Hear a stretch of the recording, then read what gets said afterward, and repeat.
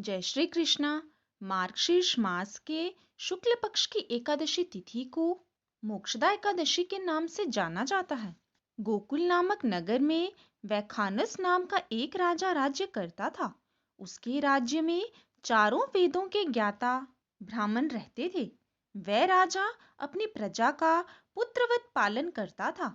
एक समय रात्रि को स्वप्न में राजा ने देखा कि उसका पिता नरक में पड़ा है। स्वप्न देखकर राजा को बड़ा दुख एवं आश्चर्य हुआ और प्रातःकाल होते ही विद्वान ब्राह्मणों से अपने स्वप्न की बात कही।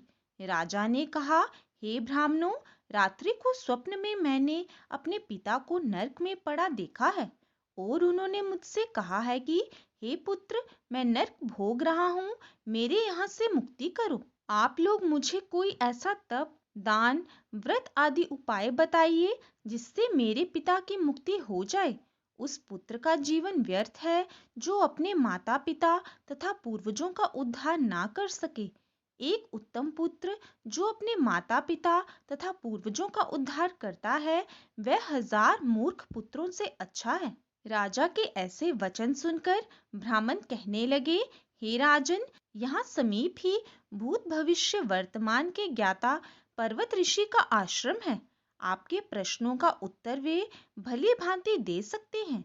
ऐसा सुनकर राजा पर्वत मुनि के आश्रम में गया। उस आश्रम में अनेकों शांत चित्त योगी और मुनि तपस्या कर रहे थे। उसी जगह चारों वेदों के ज्ञाता साक्षात ब्रह्मा के समान पर्वत मुनि बैठे थे। राजा ने वहां जाकर उनको साष्टांग प्रणाम किया। पर्वत मुनि ने राजा से उसके आने का प्रयोजन पूछा।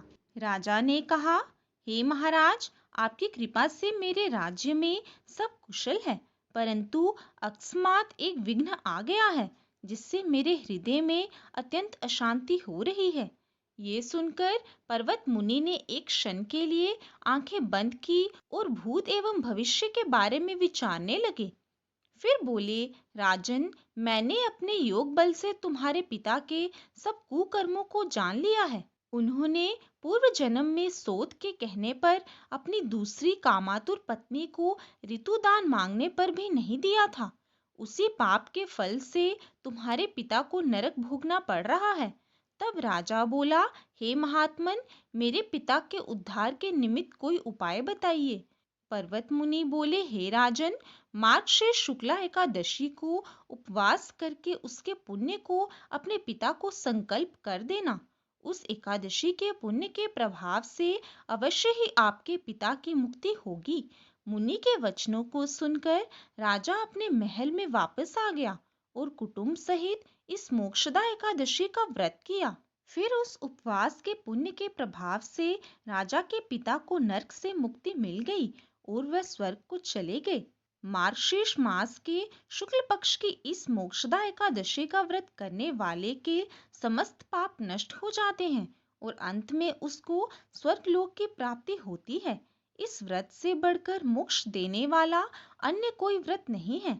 ये व्रत मोक्ष देने वाला तथा चिंतामणि के समान सभी चिंताएं दूर करने वाला है। इसी के साथ मोक्षदा एकादशी व्रत की कथा समाप्त होती है।